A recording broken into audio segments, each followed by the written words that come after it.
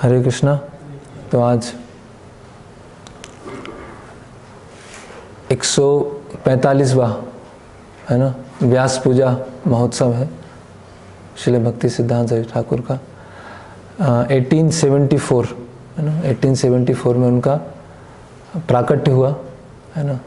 इस भौतिक जगत में वो प्रकट हुए। जैसे एक सूर्य है तो सूर्य प्रकट होने से पहले भी वो कहीं पर होता है और अस्त होने के बाद भी कहीं पर चला जाता है।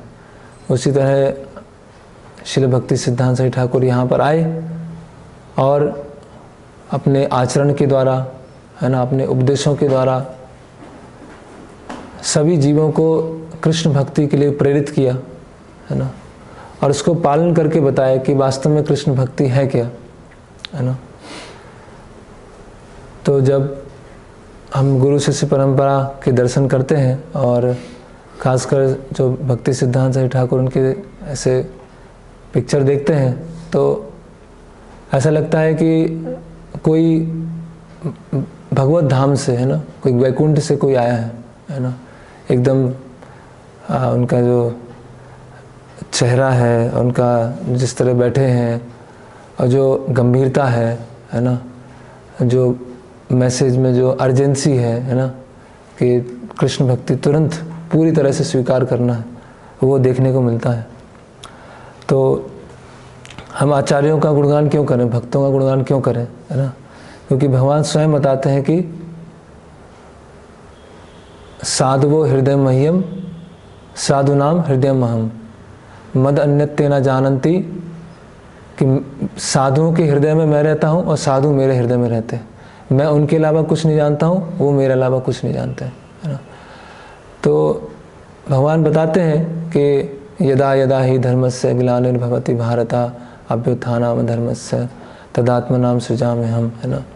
फिर धर्म संस्थापनार्थाय संभवामि युगे युगे, कि धर्म की स्थापना करने के लिए मैं हर युग में बार बार अवतार लेता हूँ। तो भगवान द्वापर में आए और भगवान ने संदेश दिया, और जिन्होंने संदेश को स्वीकार किया, शरणागति लिया और भगवान के धाम गए। लेकिन जो भगवान के महान भक्त होते हैं वो आचार्य जो हमको सिखाते हैं कैसे शरणागति लेना है ना। तो जैसे चैतन्य चरितामृत में आता है धर्म संस्थापन हेतु साधुर व्यवहार है ना, कि साधुओं का व्यवहार कैसा होता है, जो धर्म की स्थापना करता है ना। धर्म, उनके व्यवहार को देखकर हम समझ सकते हैं कि धर्म क्या है ना। तो दो तरह के भागवत होते हैं, एक पुस्तक भागवत, एक भक्त भागवत है ना। तो पुस्तक भागवत क्या है, जो श्रीमद् भागवतम जो हम पढ़ते हैं, और भक्त भागवत क्या है, जिन्होंने जो श्रीमद् भागवतम है उसको जीवंत रूप दिया है ना। जैसे परम पूज्य भक्ति विकास महाराज बताते हैं कि सबसे पहले उनको भक्तों ने जब प्रचार किया तो उनके पास एक पुस्तक आई जो थी कृष्णा बुक वॉल्यूम 2, 3 वॉल्यूम में आती थी उस समय।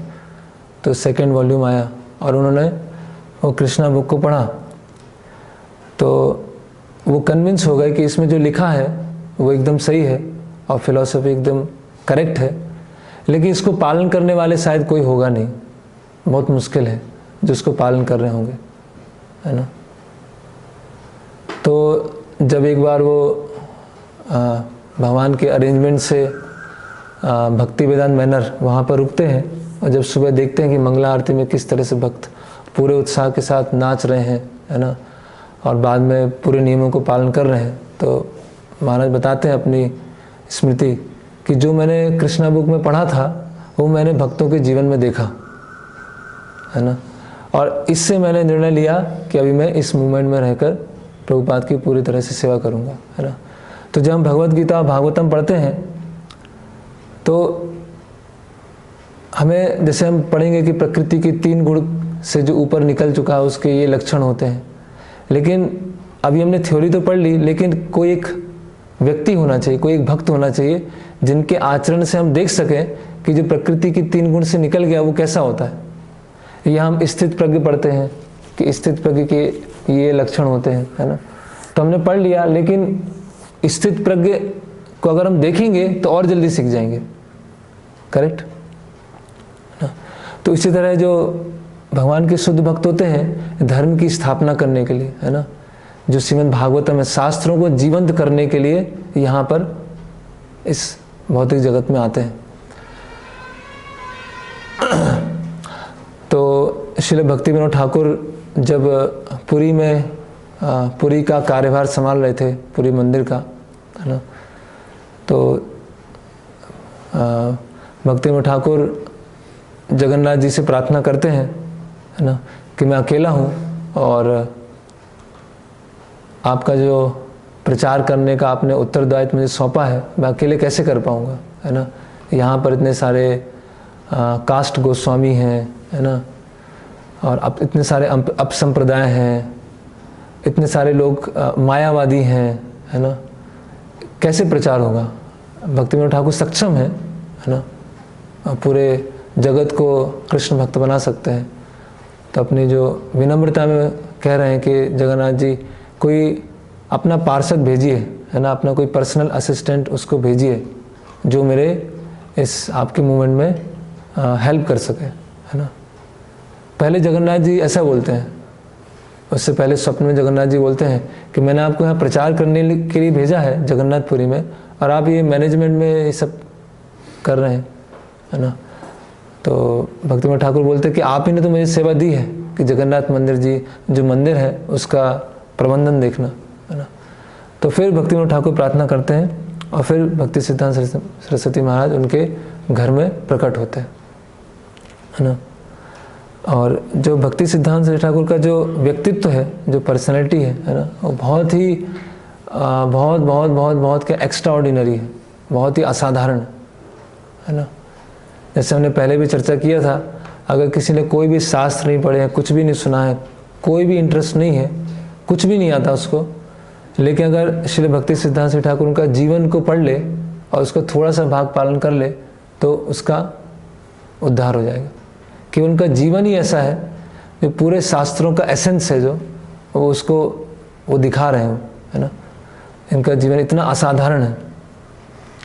तो उनके जीवन के कुछ हम वृत्तांत आज हम देखेंगे और खासकर उनका संदेश क्या है ना। श्रील प्रभुपाद बोलते हैं, श्रील प्रभुपाद जो श्रीमद् भागवतम लिखा, है ना, तो भागवतम में जो अपनी भागवतम है उसको डेडिकेट किया, समर्पण किया उसको, है ना। समर्पण किसको किया? Bhakti Siddhanta Saraswati Thakur Goswami Maharaj on 26th annual ceremony of disappearance day, इस तरह से लिखा है। और नीचे लिखा है he lives for ever by his divine instruction and the follower lives with him. क्या मतलब? कि वो हमेशा उपस्थित हैं अपने उपदेशों के द्वारा, और जो उनको पालन करते हैं अनुयायी है वो हमेशा उनके साथ में है ना। जैसे श्रील प्रभुपाद जी बोले कि अमेरिका में मैं कभी अकेला नहीं था, है ना, मैं हमेशा अपने गुरु महाराज के साथ में था। तो दो तरह की सेवा होती है, एक होती वाणी सेवा, एक होती बपू सेवा। वाणी और बपू। बपू सेवा मतलब जो गुरु हैं या वैष्णव उनके शरीर से संबंधित सेवा करना, है ना, कपड़े धोना या कुछ औषधि है, मेडिसिन है, या रूम साफ करना, ऐसे तरह तरह की ये होती है बपू सेवा। और एक होती वाणी सेवा। वाणी सेवा मतलब जो उन्होंने आदेश दिए हैं उसको पालन करना, है ना। तो जो वपू सेवा है, जो शरीर की सेवा है, उसको हम कभी अप्रिशिएट कर पाते हैं, कभी नहीं कर पाते हैं, है ना। और जब वपू सेवा ज़्यादा समय तक करते हैं तो क्या होता है? फैमिलियरिटी ब्रीड्स कॉन्टेम्प्ट, है ना। कि ज़्यादा हम किसी के ज़्यादा नज़दीक रहते हैं तो उससे क्या हो जाता है? उसको हम इतना महत्वपूर्णता नहीं देते हैं। बोले ठीक है, ये भी जो भक्त हैं या गुरु हैं वो भी भक्ति कर रहे हैं, हमसे बहुत श्रेष्ठ हैं, हम हमारी शुरुआत है, लेकिन हम भी धीरे धीरे वहाँ पहुँच जाएंगे, है ना। तो जो बपू सेवा है उसको हम अप्रिशिएट नहीं कर पाते, लेकिन बपू सेवा करना बहुत ज़रूरी है ना। लेकिन जो वाणी सेवा है वो हम हमेशा कर सकते हैं, है ना, आज भी कर सकते हैं, और जो गुरु की उपस्थिति है उसमें भी कर सकते हैं, है ना। तो किस तरह से हमें भक्ति सिद्धांत सरस्वती महाराज की वाणी सेवा करना है, ये हमको सीखना है ना। तो उनके कुछ उपदेश देखेंगे उनके क्या क्या कंट्रीब्यूशंस हैं, है ना। तो भक्ति सिद्धांत सरस्वती महाराज अपने जो सन्यासी शिष्य हैं या खासकर सन्यासी शिष्य और ब्रह्मचारी, उनको बोलते थे लिविंग मृदंग, है ना, जीवंत मृदंग, है ना। तो जैसे मृदंग होता है, तो मृदंग को बजाते हैं तो क्या होता है, आवाज़ आती है। आवाज़ किस लिए आती है, वो कीर्तन है, एक कीर्तन का भाग है ना, भगवान का गुणगान है। तो भक्ति सिद्धांत महाराज बोलते थे कि जो सन्यासी हैं वो क्या है, लिविंग मृदंग है ना। लिविंग मृदंग मतलब वो हरि कथा बोलेंगे, भगवान की कथा बोलेंगे। और जो गुरु हैं, एक तरफ से गुरु उनको जैसे मृदंग को एक हाथ से मारते हैं और फिर दूसरे हाथ से मारते हैं, करेक्ट। तो गुरु एक हाथ से यहाँ से मारेंगे और जो हरि कथा सुनेगा वो दूसरे हाथ से अपना रिस्पॉन्स देगा कि हाँ मैंने हरि कथा सुना। तो इस तरह से सन्यासी वो क्या, लिविंग मृदंग। और वो बोलते थे प्राण आछे जार से ही हो तो प्रचार, कि जिसमें प्राण है वही प्रचार कर सकता है, जो मर गया वो डेड है वो कभी प्रचार नहीं कर पाएगा, है ना। तो जिसके अंदर जीवन है, जीवन मतलब इसमें कृष्ण भक्ति का जीवन है, वही प्रचार कर पाएगा। और जिसमें कृष्ण भक्ति का जीवन नहीं है, वो जीवित रहते हुए मृत है, वो कभी प्रचार नहीं कर पाएगा, है ना। और कुछ ऐसे शिष्य थे जो केवल नाम के शिष्य, या कुछ ऐसे लोग जो उनसे मिलने आते थे नाम के लिए। कई लोग होते हैं ना जो बहुत समय से जुड़े हुए हैं लेकिन कोई सिंसियरिटी नहीं है, कोई सीरियसनेस नहीं है। इवन कई ऐसे केस होते थे कि दीक्षा भी हो गया तो भी सिंसियरिटी नहीं है।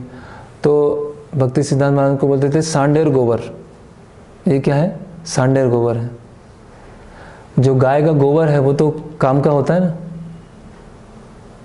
लेकिन सांड का गोबर क्या होता है, वो कोई काम का नहीं होता। तो बोलते थे ये सांडेर गोबर ही आ गए, है ना। ऐसे कई लोग होते हैं बहुत समय से हैं और कोई सिंसियरिटी नहीं, इतनी बार सुन लिया, कुछ पढ़ भी लिया, लेकिन उसके बाद भी कोई चेंज नहीं, है ना। कई ऐसे प्रणाम करने आते थे, है ना, प्रणाम किया और चले गए। तो उनको बोलते थे ये देखो दंडवत भक्त आ गया है, दंडवत भक्त। दंडवत करने में बहुत आगे हैं, लेकिन वाणी को सुनने में और वाणी को पालन करने में कोई रुचि नहीं, है ना। तो ऐसे लोगों के सेंटीमेंट होते हैं ना कि गुरु हैं, कोई आध्यात्मिक व्यक्ति हैं, तो उनके पास जाना, प्रणाम करना, उनसे कुछ पूछना। तो ऐसे बहुत लोग आते थे और चले जाते थे, है ना।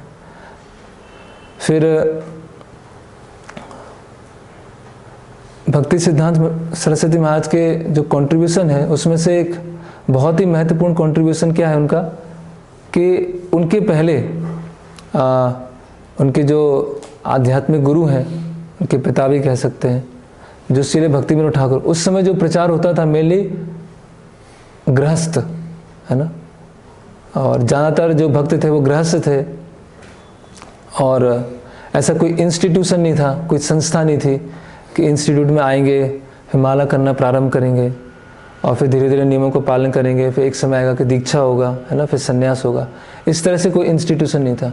सब अपना अपना भक्ति कर रहे थे, अपनी अपनी जगह रह के अपने घर घर में भक्ति कर रहे थे। और भक्ति विनोद ठाकुर है, उनके पास जाते थे, जो इंटरेस्ट लेते थे, रुचि रखते थे, वो भक्ति विनोद ठाकुर से दीक्षा लेते थे। और अंतिम में क्या होता था, बाबा जी वेश धारण करते थे। बाबा जी वेश मतलब जो एक तरह से सन्यास से भी ऊपर है। अगर थ्योरेटिकली मानेंगे तो वो स्थिति क्या है, बाबा जी उस सन्यास से ऊपर है ना, मतलब वर्णाश्रम के बाहर है। तो या तो आप गृहस्थ रह के भक्ति करो या फिर आप बाबा जी रह के करो, है ना। उस समय कोई फुल टाइम प्रचारक, है ना, फुल टाइम प्रीचर, ये कॉन्सेप्शन नहीं था, है ना। तो भक्ति सिद्धांत सरस्वती महाराज है, उन्होंने ये क्या क्रांति लाई गौड़ी वैष्णव समाज में। क्या है, फुल टाइम यंग प्रचारक, यूथ। उससे पहले गौड़ी वैष्णव समाज में ऐसा नहीं था, है ना। उनके अधिकतर जो शिष्य थे, अधिकतर ज़्यादातर सब यंग थे, है ना। और अलग अलग तरीके से वो उनसे आकर्षित हुए, है ना। और आकर्षित कई बार क्या होता है कि हम किसी जो व्यक्ति है उसकी पर्सनैलिटी से अटैच्ड होते हैं, है ना, आसक्त होते हैं कि इनके साथ अच्छा लगता है, इनके साथ बात करना अच्छा लगता है, लेकिन उनका संदेश है उससे अटैच नहीं होता। जैसे श्रील प्रभुपाद के जो प्रारंभ के शिष्य हैं तो बताते हैं अपनी मेमोरीज में कि प्रभुपाद एक ग्रैंडफादर की तरह लगते थे, है ना, बहुत ही केयर करते थे और छोटी छोटी बातों को पूछते थे, है ना। लेकिन जो बाद के जो शिष्य आए करीब 5-6 साल के बाद, वो मेनली क्या प्रभुपाद को सुन के आए, है ना, कि प्रभुपाद का मैसेज क्या है ना। तो पर्सनैलिटी से अट्रैक्ट होना अच्छा बात है, लेकिन वो पर्सनैलिटी का एसेंस क्या है, उनका संदेश, है ना, उनकी कथा। तो जब तक वो संदेश नहीं सुनेंगे तब उस रियल पर्सनैलिटी को जान नहीं पाएंगे, है ना। तो एक बार क्या हुआ कि एक रामेंद्र नाम के एक व्यक्ति थे, है ना। तो वो स्मार्त ब्राह्मण थे, स्मार्त ब्राह्मण बता सकते हैं कि जन्म उनका ब्राह्मण परिवार में हुआ था, है ना। और उनको बहुत रुचि था कि मुझे जानना है परम सत्य क्या है, और जो शास्त्र का जो बेड़ा उठा के लोग बैठे हुए हैं उसको गलत रूप से प्रस्तुत कर रहे हैं, गलत व्यवहार कर रहे हैं, तो कोई जेन्युइन साधु होना चाहिए, है ना। कोई तो जेन्युइन साधु होना चाहिए जिससे मैं भगवत संदेश सुन सकूं। तो वो किसी तरह कलकत्ता आए और कलकत्ता में गौड़ी मठ के भक्तों से मिले और भक्ति सिद्धांत सरस्वती महाराज से उन्होंने सुनना प्रारंभ किया।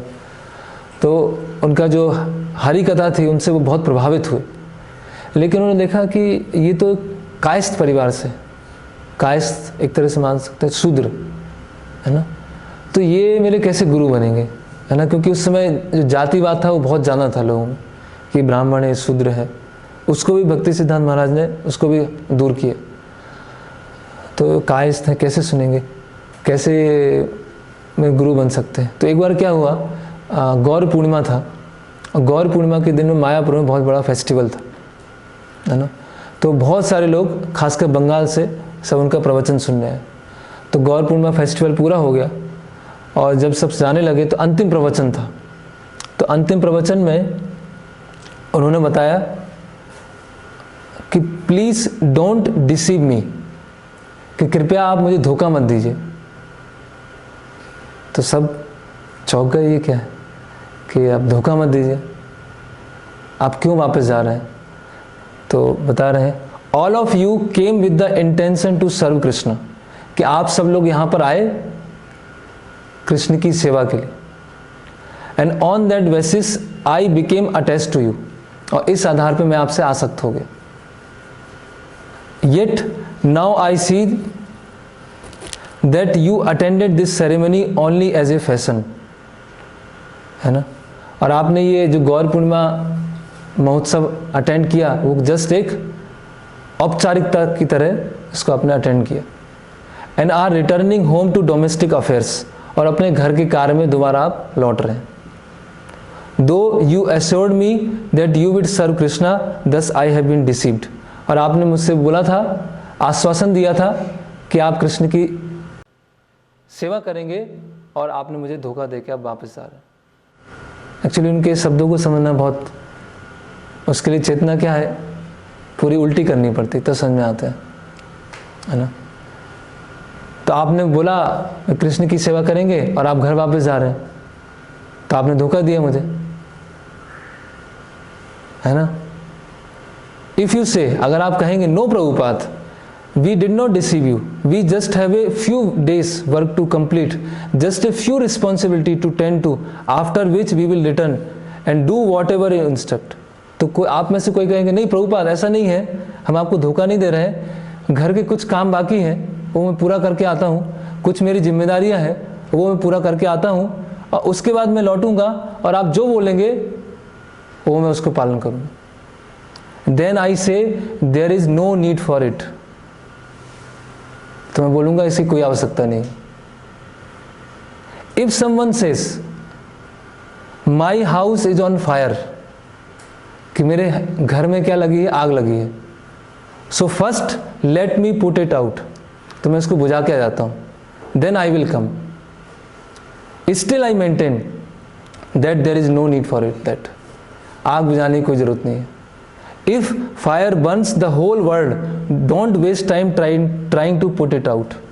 अगर पूरे संसार में भी आग लग जाए तो उसको बुझाने का कोई प्रयास मत करो। All necessities can be met only by Krishna सेवा। आपकी सारी आवश्यकताएं कृष्ण सेवा से मिल जाएंगी। You have no obligation other than to serve Krishna. आपको कोई ऋण नहीं है, कोई जिम्मेदारी नहीं है कृष्ण सेवा के अलावा। The living entity has no duty other than to serve him, and all your fulfillment reposes in Krishna's lotus feet. है ना? तो क्या बोला है, घर में आग भी लग जाए कोई दिक्कत नहीं, बैठो यहाँ पर। अगर आप जा रहे हो यहाँ से, मतलब आप धोखा देके जा रहे हो। तो जो ये सुन रहे थे प्रवचन, रामेंद्र जिनका नाम था, तो उनका जब ये प्रवचन उन्होंने सुना तो उनका पूरा दृष्टिकोण जीवन के प्रति पूरा बदल गया। बोले अभी यही मेरे गुरु हैं और जैसा वो बोलेंगे वैसा मैं करूँगा। तो वो चाह रहे थे कि मैं पूरी तरह से, लेकिन उस समय उनका मैरिज हो गया था, लेकिन उनकी जो पत्नी है उनकी मृत्यु हो गई। पत्नी की मृत्यु हो गई और कुछ समय के बाद उनकी माँ की भी मृत्यु हो गई। तो वो सोच रहे थे कि जब पत्नी की मृत्यु हुई तो वो सोच रहे थे कि मैं भी चला जाऊँ गौड़ी मठ, पूरी तरह से सेवा में लग जाऊँगा। लेकिन जब माँ की मृत्यु हुई तो उनके 2 छोटे भाई थे, तो अभी उनको कौन संभालेगा, उनका ध्यान कौन रखेगा। तो गौड़ी मठ से एक सन्यासी आए, बोले और क्या चाहिए आपको, भगवान ने आपको और मुक्त तो कर दिया, आपकी पत्नी मर गई, आपकी माँ मर गई, और क्या चाहिए, चलो आओ जल्दी। तो गौड़ी मठ में आ गए, है ना। तो हमारे जीवन में भी कुछ ऐसी घटनाएं होती हैं, है ना, किसी कोई रिलेटिव है या कोई मृत्यु हो गया, लेकिन अगर उसको हम सही दृष्टिकोण से देखेंगे तो हमको लगेगा ये भगवान की सेवा करने का बहुत अच्छा अवसर मिल गया। अभी जो स्नेह पास था, है ना, जो स्नेह रूपी जो हथकड़ी थी वो अभी टूट गई, तो अच्छा है भगवान की भी सेवा कर सकता हूँ। एक भक्त थे जिनका नाम था नरेंद्र, है ना, वो extra ordinary intelligent, extra ordinary, है ना। ढाका में उनका जन्म हुआ था, तो बचपन से उनको, मतलब बुद्धिमान बहुत थे, लेकिन उनको ये भौतिक उपलब्धियाँ या भौतिक समाज में बहुत आगे बढ़ना है, इसमें कोई भी इंटरेस्ट नहीं था, है ना। तो उनके पिताजी ने उनको रांची भेज दिया पढ़ाई करने के लिए, क्या वहाँ जाके पढ़ाई करना। तो उनको इच्छा होती थी कि कोई मुझे गुरु मिले, है ना, कोई जेन्युइन गुरु जिनसे मैं सीख सकूं, जिनकी मैं शरण ले सकूं। तो हमेशा ऐसे बहुत ही व्याकुल रहते थे कि क्या, कब मुझे गुरु मिलेंगे। तो एक बार क्या हुआ कि रांची से वो अपना कॉलेज छोड़ के रांची से पुरी चले गए, लेकिन उनके पिताजी क्योंकि गवर्नमेंट में अच्छे एक ऑफिसर थे, तो उन्होंने पुलिस को खबर कर दिया कि ये रांची से पुरी गया है। तो वो बीच ट्रेन में ही उनको, नरेंद्र को पकड़ लिया। तो रांची वापस आ गए, फिर उन्होंने अपना बीए कंप्लीट किया, फिर बीए कंप्लीट करके कलकत्ता वापस चले गए, ढाका वापस चले गए। फिर क्या हुआ, उनके पिताजी की तबीयत खराब हुई, बहुत ज़्यादा तबीयत खराब हुई। तो जो वैद्य हैं, वैद्य ने कहा कि यहाँ जो दवाई है वो तो यहाँ मिल नहीं पाएगी, और आप कलकत्ता आप जाओ, वहाँ शायद मिल जाएगी, वो आप वहाँ से लेके आओ। तो नरेंद्र जाते हैं, और नरेंद्र को गौड़ी मठ के कुछ भक्त मिलते हैं, उनसे पता चलता है कि सारस्वत परंपरा है और भक्ति सिद्धांत सरस्वती महाराज है मायापुर के, उनका प्रवचन है, तो आप आइए सुनने आइए वहाँ पर। तो वो जाते हैं और सुनने जाते हैं, और वापस घर कभी नहीं जाते हैं, सुनते हैं और वहीं पर रह जाते हैं, है ना। तो ऐसे बहुत सारे भक्त हैं, बहुत सारे उनके शिष्य थे, स्कॉलर, इंटेलिजेंट, है ना, और उन्होंने ऐसे थे ना, बहुत सारे डायमंड, बहुत सारे हीरे इकट्ठे किए, है ना, ऐसे बहुत सारे वृत्तांत। और वहीं पर फिर रहते हैं, और इंसिडेंट होता है कि फिर पुलिस आती है,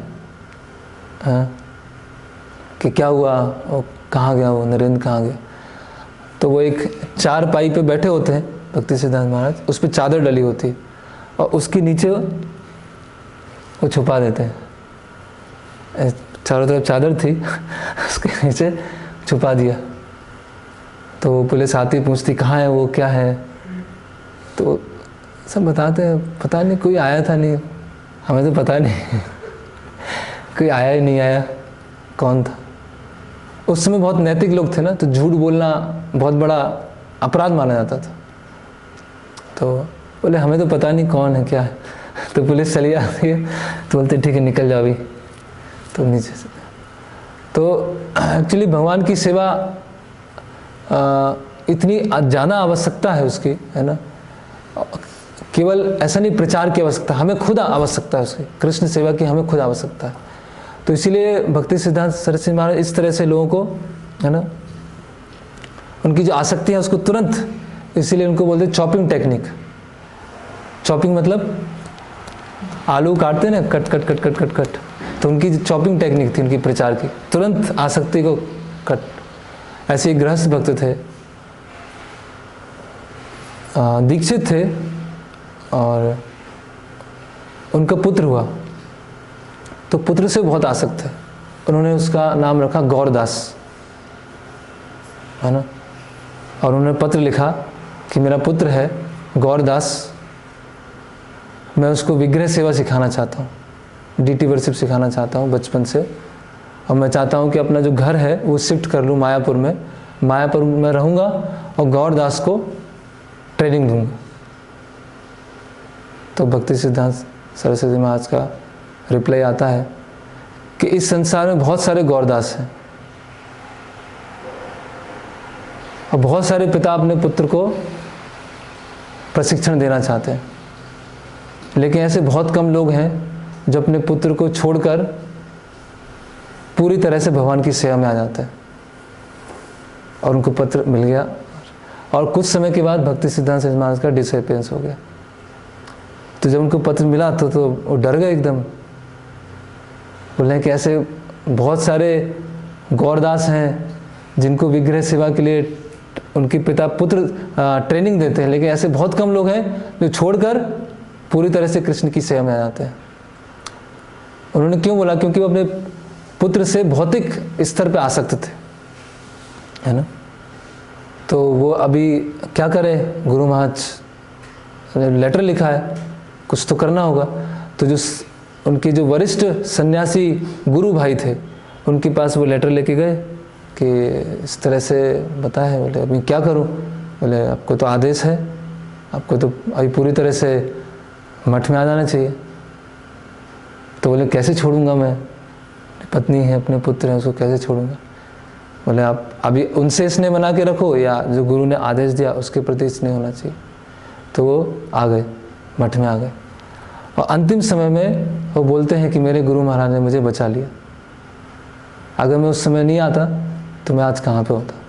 तो उन्होंने मुझे बचा लिया। और उनकी जो पत्नी है वो भी बाद में दीक्षित हुई, उनके पुत्र हैं वो भी ब्रह्मचारी बने। तो हम क्या है, हमारी अपने जीवन में कुछ अलग अलग प्लानिंग होती है ना, योजनाएं होती है ना लेकिन भगवान की कुछ दूसरी प्लानिंग होती है ना। भगवान का हमें क्या है, एक्सपर्ट इंस्ट्रूमेंट बनना है, एक्सपर्ट इंस्ट्रूमेंट, उपकरण। जैसे क्या होता है, पहले ही आपको बताया कि जब ऑपरेशन होता है, जब डॉक्टर ऑपरेशन करते हैं, तो जब जैसे बॉडी आदमी ऐसे लेटा हुआ है, उसका मान ली पेट खोल दिया, जब ऑपरेशन होता है तो डॉक्टर ऐसा, आसपास बहुत सारी नर्स होती हैं, तो डॉक्टर ऐसा नहीं बोलता अभी ये दो, अभी ये दो, अभी ये दो। डॉक्टर जस्ट हाथ करता है, ऐसे हाथ, और नर्स को पता होता है कि अभी इस स्टेज पर इस चीज़ की ज़रूरत है, अभी इस स्टेज पर ये उपकरण चाहिए, अभी ये स्टेज पर ये उपकरण चाहिए।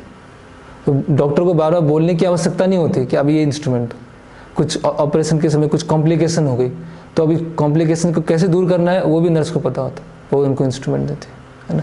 तो जब हम श्रील प्रभुपाद की, आचार्य गणों की शिक्षाओं को पढ़ते हैं, तो वो एग्जैक्टली हमसे क्या चाहते हैं, हमारे गुरु हमसे क्या चाहते हैं, वैष्णव हमसे क्या चाहते हैं, वो जब हम समझेंगे और उसके अनुसार हम कार्य करेंगे तो फिर जो गुरु हैं हमको अपनी सेवा में यूज करेंगे।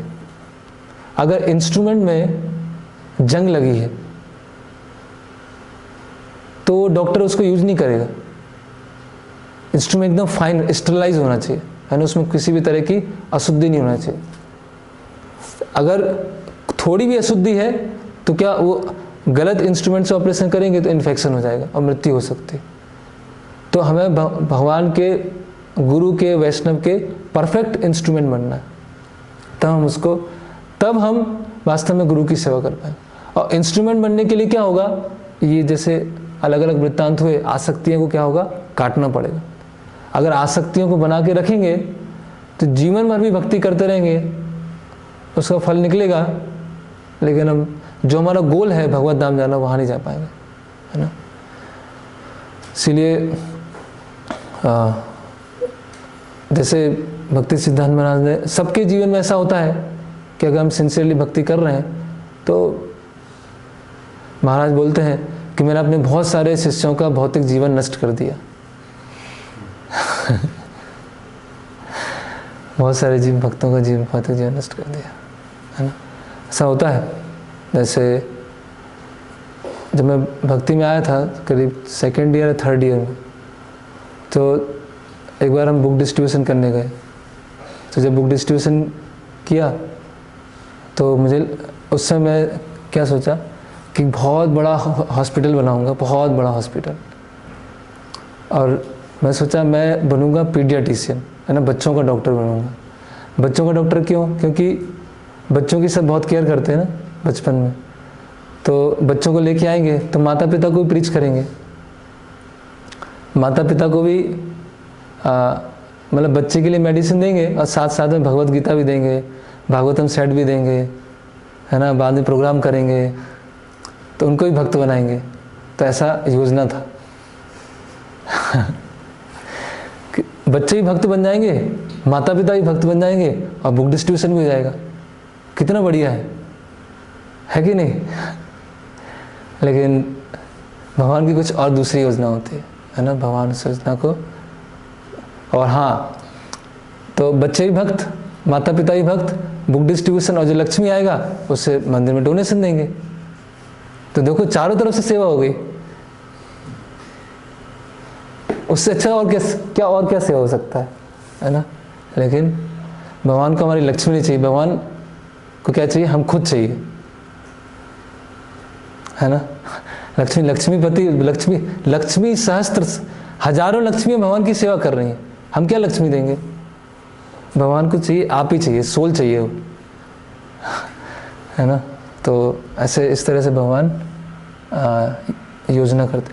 तो यस, मैं क्या बताया था, कंट्रीब्यूशन, योगदान, यंग ब्रह्मचारी, यंग सन्यासी, है ना, उनका एक कंट्रीब्यूशन था भक्ति सिद्धांत, और उसको श्रील प्रभुपाद ने कंटिन्यू किया, आज हम देख रहे हैं, है ना। फिर गौड़ी मठ में फेमस था प्रभुपादेर दाल, प्रभुपादेर गाल।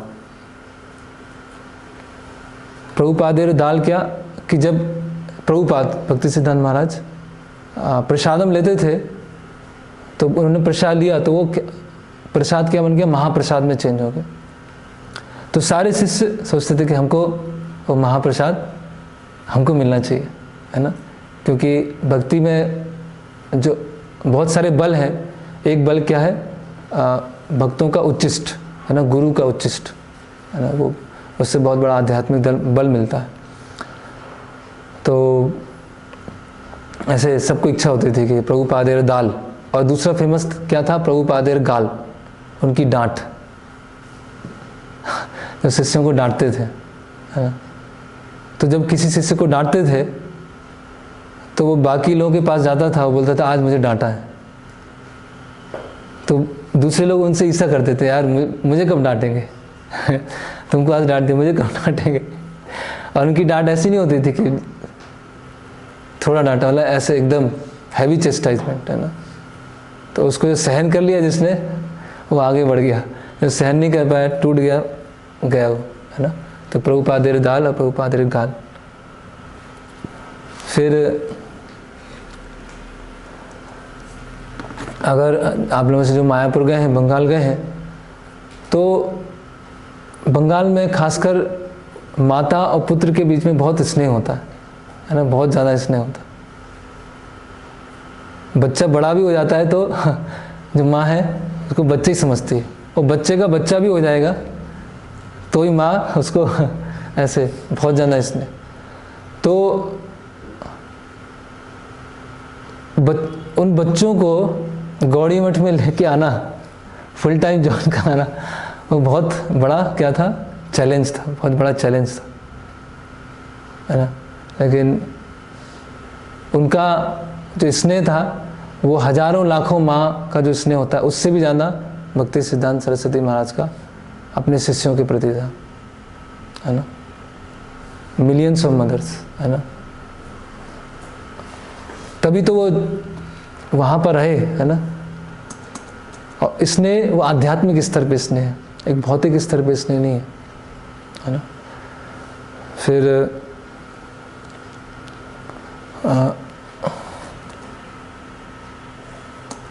अब उनके कुछ एक लेक्चर पढ़ते हैं हम, लेक्चर में क्या बता रहे हैं, उसके बाद हम समाप्त करेंगे।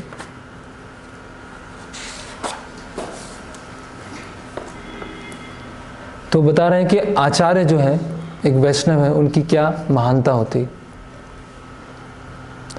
बता रहे हैं, many people think that the path of bhakti is covered with soft bed of flowers.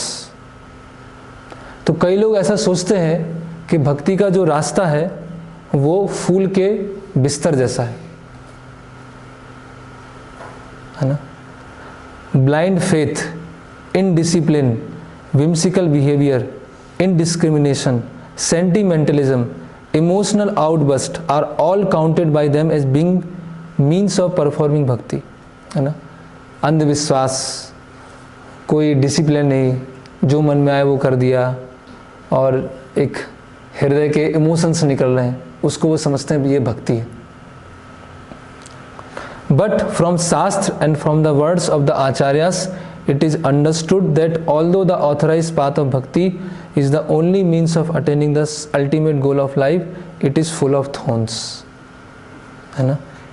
कि शास्त्रों से और आचार्यों की वाणी से हम समझ सकते हैं कि जो भक्ति का प्रमाणिक रास्ता है उससे ही हमको जीवन की सिद्धि प्राप्त होगी, और वो कैसा है, कांटों से भरा हुआ। तो तैयार रहिए कांटे पर चलने के लिए। ऐसा मत सोच, लोग आते हैं ना मंदिर, शांति मिलेगी, सुख मिलेगा, लेकिन भक्ति का रास्ता क्या है, कांटों से भरा हुआ। Specially in this age of Kali, the age of argumentation and quarrel, it is covered with millions of thorns. करोड़ों कांटों से भरा हुआ। आप देखिए, अगर हम सही में भक्ति करना चाहते हैं तो पूरे समाज से क्या आता है, फोर्स आता है ना पूरा, क्योंकि समाज इधर चल रहा है, 99% लोग इधर जा रहे हैं और 1% लोग इधर जाने का प्रयास कर रहे हैं, तो पूरे समाज का क्या आएगा, प्रेशर आएगा। करेक्ट। मित्रों की तरफ से प्रेशर आएगा, सगे संबंधियों की तरफ से प्रेशर आएगा, सोसाइटी की तरफ से प्रेशर आएगा।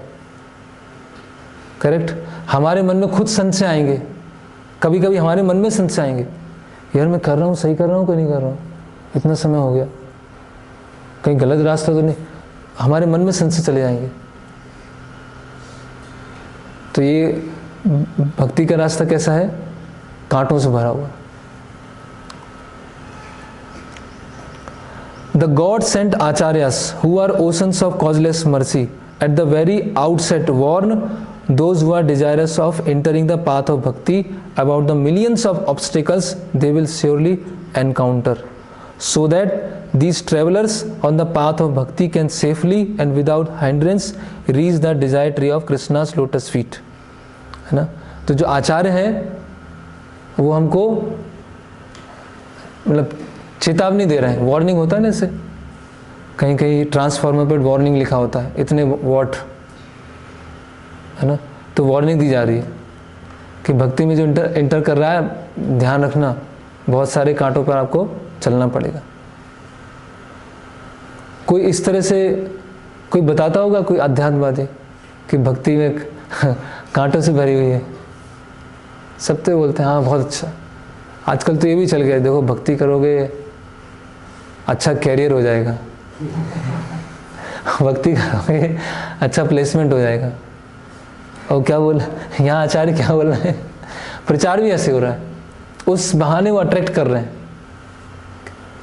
क्या आचार्यों का मूड है और आज क्या प्रचार हो रहा है, पूरा विपरीत है ना। अगर इस तरह से प्रचार हो रहा है मतलब गुरु अवज्ञा, गुरु की अवज्ञा कर रहे हैं, है ना। हम चेष्ट नहीं है, आचार्यों के जो वचन है उनके प्रति चेष्ट नहीं है। Despite knowing that one's hands may get injured while uprooting thorny bushes and that envious creatures like snakes residing in the bushes might bite, one engaged in such work does not lose enthusiasm for performing his duty. Actually उनके भक्ति सिद्धांत महाराज के sentence ऐसे होते हैं कि आप जब 2-3 बार पढ़ेंगे तब कुछ समझ में आना चालू होगा, है ना। इसीलिए श्रील प्रभुपाद ने उसको बहुत इजी, बहुत ही सरल भाषा में, old wine in new bottle, है ना, कोई संदेश में कोई अंतर नहीं है ना। तो बता रहे हैं, पता है कि यहाँ पे बहुत सारे कांटे हैं, तो आचार्य क्या आते हैं, अपने हाथ से उन कांटों को हटाते हैं। और जब हाथ से कांटे हटाएंगे तो क्या होगा, चोट लगी ना, खून लगे। और बता रहे हैं उन कांटों के पीछे एनवियस स्नेक्स भी हैं, है ना, द्वेषी सांप भी बैठे हुए हैं। तब भी वो अपना उत्साह खोते नहीं, तब भी पूरे उत्साह के साथ उन कांटों को हटाते हैं। क्यों? जिससे आगे आने वाले लोगों के लिए साफ रास्ता मिल जाए। Rather so that travelers will not be harmed or inconvenienced by thorns and envious creatures. His endeavor and enthusiasm for removing all the thorns will progressively increase. है ना, ऐसा होता है। श्रील भक्ति सिद्धांत सरस्वती महाराज, उनको कई लोग मारने का ही प्रयास किया। एक बार कुलिया ग्राम में, नवद्वीप में एक प्रवचन हो रहा था, तो बहुत सारे लोग आए और उसमें बहुत सारी स्त्रियां थीं, बच्चे थे, सभी समाज के सभी उम्र के लोग थे और वो प्रवचन दे रहे थे। तो बहुत सारे लोग आए, डाकू आए, है ना, और हाथ, कई लोग डंडा लिए हुए हाथ में, कई लोग बैट टाइप में लिए हुए, कई लोग बड़े बड़े पत्थर लिए हुए, और जो लोग बैठे हुए थे डंडे से मारना चालू किया, पत्थर फेंकना चालू किया, है ना। और एक भक्त को तो क्योंकि साक्त थे कई लोग, उसमें साक्त में बलि देते हैं, बोले हम आपकी यहाँ नर बलि दे देंगे, यहीं आपको जिंदा आपको काट देंगे। तो उस समय क्या हुआ, भक्ति सिद्धांत सरस्वती महाराज के एक शिष्य थे, तो उनका जो मतलब उनकी हाइट, उनका चेहरा उनसे मिलता जुलता था। तो उन्होंने क्या किया, जो भक्ति सिद्धांत सरस्वती महाराज है उनके कपड़े एक्सचेंज कर लिए खुद से और उनको पीछे के रास्ते से निकाल दिया। खुद अपनी जीवन देने के लिए तैयार है, अपना जीवन दांव पे लगाने के लिए तैयार। उनके कपड़े चेंज किए और पीछे के रास्ते से निकाल दिया, है ना। तो जब प्रचार करते हैं तो ये भी होता है ना, लोग मारने के लिए भी आतुर हो जाते हैं, है ना। जैसे उस समय जात गोस्वामी जो जन्मजात ब्राह्मण थे या जन्म से गुरुपद जिन्होंने स्वीकार किया था, वो ऐसे ही थे। अरे ये तो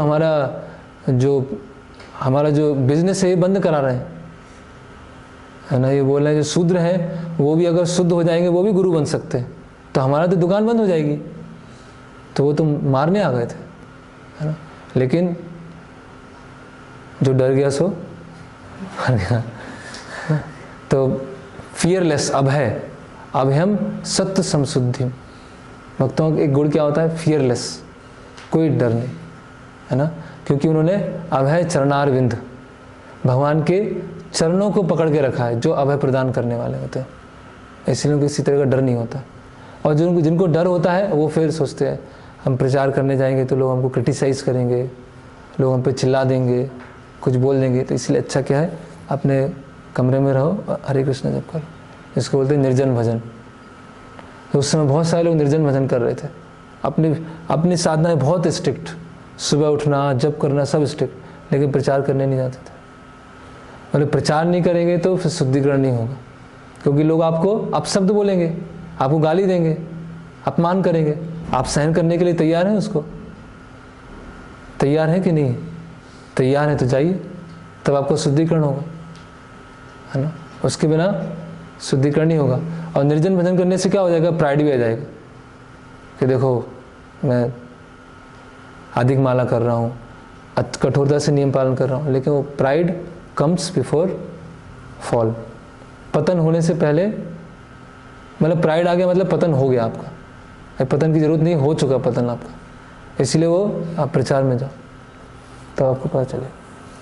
तो ऐसा नहीं कि प्रचार कोई हम अपना संस्था का प्रचार कर रहे हैं। लोग सोचते हैं ना कि हर संस्था वाले प्रचार करते हैं, ये संस्था अपना प्रचार करती है, ये संस्था प्रचार करती है ना, सब अपना नाम करना चाहते हैं। ऐसा नहीं, प्रचार का पूरा अलग ही परिभाषा, अलग ही डेफिनेशन। हम क्यों प्रचार कर रहे हैं? फिर वो बोल रहे हैं, even if hundreds and hundreds of people, or even of all the godless people of the innumerable universes assembled and in one voice shout at me, कि हजारों सैकड़ों लोग इकट्ठा हो जाए और पूरे संसार के करोड़ों लोग इकट्ठा होकर मेरे ऊपर चिल्लाएं, I will accept and loudly declare the actual truth, तब भी मैं जो सही है उसको बोलूँगा, उनको फ्लैटर नहीं करूँगा, है ना, उनका चापलूसी नहीं करूँगा जैसे आजकल हो रहा है ना। क्या बोल रहे हैं? हजारों लोग भी इकट्ठा हो जाए, करोड़ों लोग भी इकट्ठा हो जाए, लेकिन जो एक्चुअल ट्रूथ है उसको मैं बताऊंगा। और बोले अगर इन करोड़ों लोगों के में से एक व्यक्ति के हृदय में अगर सही संदेश पहुंच गया तो मैं समझूंगा कि मेरा जीवन का मिशन पूरा हो गया, है ना। तो सत्य को हमको तोड़ना मरोड़ना नहीं है, सत्य को एज इट इज प्रेजेंट करना। फिर बता रहे हैं कि प्रहलाद महाराज का उदाहरण दे रहे हैं। Although प्रहलाद was a नित्य सिद्ध डिवोटी ऑफ लॉर्ड कृष्णा, मैं डायरेक्ट हिंदी में पढ़ता हूँ कि प्रहलाद महाराज हैं भगवान विष्णु के नित्य सिद्ध भक्त हैं, और जब तक उन्होंने प्रचारक का रोल नहीं लिया तब तक वो अपने जो पिताजी हैं उनके आंखों के तारे थे, है ना। और अपने जो वंश हैं उसके एक सुंदर एक माला थे, और उनके हृदय के बहुत चहेते थे। उनके पिताजी उनकी बहुत केयर करते थे, बहुत स्नेह करते थे, बहुत गुणगान करते थे। लेकिन जिस दिन से उन्होंने प्रचार करना चालू किया, जिस दिन से उन्होंने बताया कि जो फैमिली गुरु होते हैं, है ना, जो जन्म से गुरु होते हैं, अगर वास्तविक नहीं है तो उनको त्याग देना चाहिए और भक्तों की सेवा करना चाहिए, नारद मुनि की सेवा करना चाहिए, विष्णु भक्ति स्वीकार करना चाहिए, तब से उनके पिताजी भी क्या है, उनके शत्रु बन गए, है ना। ये बहुत अच्छा यहाँ लिखा है। The mundane relationship between a father and son is so strong that out of illusion a father sees a black complexion son to be bright as molten gold। तो बोल रहे हैं कि पिता और पुत्र के बीच में जो संबंध होता है इतना ज़्यादा प्रगाढ़ होता है कि अगर पुत्र, मतलब उसका जो कॉम्प्लेक्सन है काला होगा तो भी उसको पुत्र कैसा दिखता है, सोने की तरह सुनहरा। अगर एक आंख वाला होगा तो उसको भी वो कमल लोचन बोलेंगे, है ना, आंखें कैसी हैं, कमल की तरह। और अगर एकदम नालायक भी होगा तब भी उसमें बहुत सारी गलतियां भी होंगी, फिर भी उसको एक वंश का आभूषण समझा जाएगा, है ना। लेकिन in the same way Prahlad preaching of truth became counted as a great fault by his bewildered father, है ना। तो भक्ति सिद्धांत महाराज बोल रहे हैं कि प्रहलाद महाराज ने ऐसा कुछ नहीं किया कि उन्होंने विवाह किया और अब पत्नी के बहकावे में आकर अपने पिता से विरोध चालू कर दिया। प्रहलाद महाराज ने औरंगजेब की तरह ऐसा कुछ नहीं किया कि अपने पिता की संपत्ति हड़पना चाहा। बस प्रहलाद महाराज ने एक गलती किया कि उन्होंने प्रचार करना चालू कर दिया, और उस एक गलती की वजह से उनके पिता ने हाथी के पैर के नीचे, पहाड़ के ऊपर से अग्नि में विष देकर कई तरह से उनको मारने का प्रयास किया। तो बोल रहे हैं कि अगर सतयुग में ऐसा हो सकता है कि एक प्रचारक अगर प्रचार करना चालू कर दे और उसको इतनी ज़्यादा कठिनाइयाँ आए, तो कलयुग में फिर क्या कहना। कलयुग में अगर प्रचार करेंगे तो क्या होगा, है ना। तो भक्ति सिद्धांत सरस्वती महाराज का एक नाम क्या है, आचार्य केसरी, सिंह गुरु, है ना। तो जिस तरह से उन्होंने प्रचार किया है उस तरह से हमें करना। अनेक परंपरा होती है ना, लीगेसी, उसको हमको कंटिन्यू करना है ना। शेर से शेर का ही जन्म होता है, शेर से भेड़ का जन्म नहीं होता है ना। ऐसे ना वो वृत्तांत आता है, बोलते हैं कि उस संस्था में तो बहुत सारे लोग हैं, है ना, और जबकि वो ढोंगी है, सही शिक्षा नहीं दे रही, लेकिन वहाँ तो बहुत लोग जा रहे हैं। लेकिन हमारे जो गौड़ी मठ है या इस्कॉन है उसमें तो बहुत कम लोग हैं। तो शायद प्रभुपाद बोलते हैं, भक्ति सिद्धांत महाराज बोले कि जो सुअरनी होती है एक बार में कितने लोगों को जन्म देती है, 6-7। लेकिन जो शेरनी होती है, शेर होता है, वो एक ही देता है, लेकिन वो शेर होता है वो सुअर होते हैं, है ना। तो जैसे भक्ति सिद्धांत सरस्वती ठाकुर के शिष्य श्रील प्रभुपाद, है ना, एकदम आर्मी की जो सेनापति होते हैं ना, शेर की तरह प्रचार किया। तो उनकी जो गुरु शिष्य परंपरा क्या है, लायन परंपरा, सिंह परंपरा। तो डरना नहीं है कि कोई क्या बोलेगा, ऐसा हो जाएगा, वो हो जाएगा। जब शेर दहाड़ता है तो क्या होता है, जो गीदड़ होते हैं वो सब छुप जाते हैं और जब गीदड़ होंगे चिल्लाएंगे तो वो शेर आके खा जाएगा। तो डरने की जरूरत नहीं है ना। इतनी महान गुरु शिष्य परंपरा है, श्रील प्रभुपाद है, प्रभुपाद के अनुयायी हैं, प्रमाणिक अनुयायी हैं, है ना, उनका संदेश का प्रचार कर रहे हैं। कोई छोटी चीज़ नहीं है, तो क्या डरना उसमें, कोई क्या कर लेगा, कुछ नहीं कर लेगा, है ना। तो हमें आज के दिन प्रेरणा लेना चाहिए कि जैसे भक्ति सिद्धांत सरस्वती ठाकुर महाराज ने आचरण किया, प्रचार किया, उसकी थोड़ी सी ड्रॉप्स, कुछ बूंद हम उसको ग्रहण कर पाएँ, अपने जीवन में पालन कर पाएँ, उसका प्रचार कर पाएँ, है ना। तो जैसे प्रभुपाद बताया ना, he lives for ever by his divine instruction and follower lives with him. तो जो उनके अनुयायी हैं वो हमेशा उनके साथ में, और जो उनको पालन नहीं कर पाया वो आसार है। हरे कृष्णा। किसी कोई प्रश्न है, कैसा?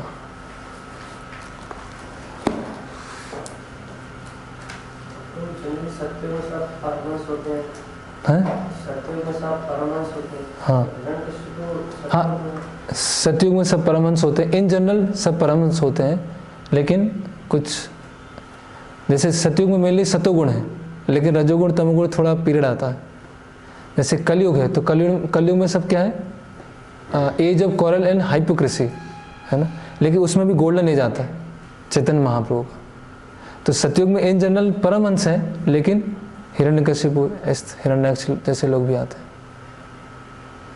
परमहंस तो सन्यासी का स्तर है। नहीं, परमहंस मतलब जो वर्णाश्रम से भी ऊपर। हाँ,